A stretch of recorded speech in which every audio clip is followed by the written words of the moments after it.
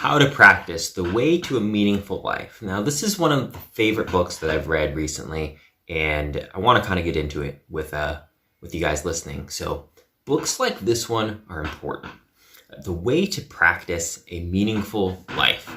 Like, just pause, think, and unpackage that statement for a moment. Consider the amount of intention that it communicates. Not just to have a great life or career, but a meaningful one. And not just having a meaningful life, but actually practicing the act of creating a meaningful life. A key premise of the author, which is written by the Dalai Lama, key premise of the author is that if you want to have a meaningful life, that is something that you need to practice.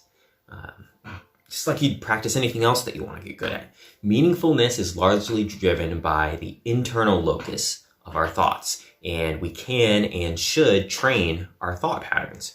A reader of this book does not have to be religious or spiritual in any capacity to glean value. I've both read and reviewed this book from a secular point of view. The book, in my opinion, carries a message that many dentists would benefit from hearing. Though often disputed as like a long-held myth, and maybe it's true, maybe it's not, statistics actually do show the truth to the fact that dentists as a cohort possess a suicide rate at the higher end of the bell curve. I can personally attest to knowing not just a handful, but lots of dentists who are either depressed or not living what they would call a meaningful life themselves. It's not hard to imagine why some dentists may emote feelings of shortcoming in the realm of meaningfulness.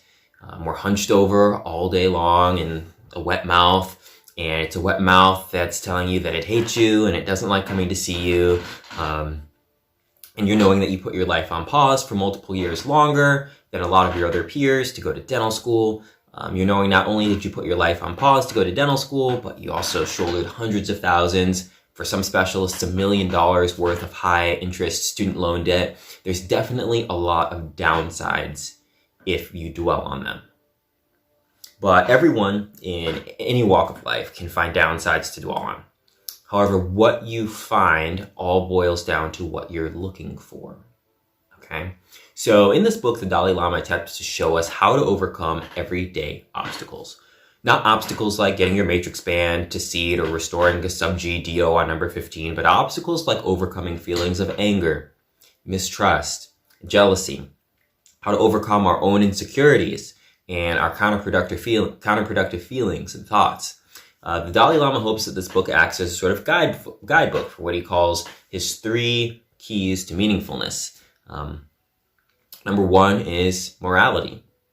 Number 2 is meditation, which could be framed as reflective thinking for those who are not meditators. The third one is wisdom. I feel that in this book, the Dalai Lama does an excellent job in achieving these goals here. Though his voice as an author is a stern one, he's not overly pushy as far as tone towards those who may not share his particular religious beliefs. His religion is essentially a footnote to the greater message which he is attempting to convey in this text. Though How to Practice reads in many parts like a motivational self-help book, it's also filled with actionable techniques pertaining to how to actually implement the recommended advice. The book is absolutely full of mental exercises to exercise your compassion, your kindness, and your ability to be at peace with yourself, ability to manage yourself, and ability to not be unhappy. Like, have you ever even thought of that? Like, how is my ability to not be unhappy? These actionable techniques and skills and exercises, which can actually be implemented or mentally practiced to make your life more peaceful and happy. Being more peaceful and happy will in turn allow a more productive and fulfilling life. There are many gems within the book that have stuck with me personally, particularly in regards to remaining calm.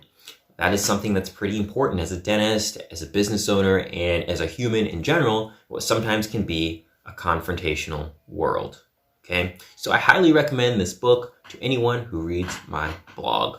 This is an audio version of an article I wrote on this book that's already on my blog, if you want to see it in the written content. I also have a section where I kind of go into some of my favorite quotes or favorite short passages, snippets from the book. I'll share two of them right here. The first one is, if you have peace of mind, you can find happiness even under the most difficult circumstances.